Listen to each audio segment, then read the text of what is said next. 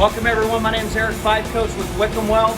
Today we're looking at a half tire chain hanger, limited frame space to mount tire chain hangers these days. So customers are asking if we could come up with something that doesn't take up as much frame space as a typical chain hanger, which is this width, and modified it and made one of the 3/16 steel plates for a half chain hanger. It's still an I-beam construction, very strong, 50 millimeter grid system, the same unique hinge design, which makes for a removable and hinge lid. Our half Wickham Weld tire chain hangers. You probably noticed the slotted holes.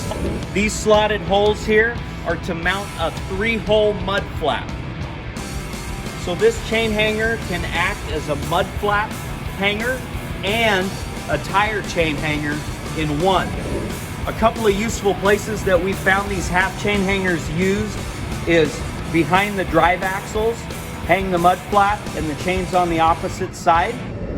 Also in front of a toolbox or APU unit, and hang the mud flap along the APU unit so that the chains don't bang up against the box or the unit. Have a mud flap protecting the box and then your chains on the other side. So you can really utilize the frame space with this Wickham Weld half tire chain hanger. These come in a left and a right.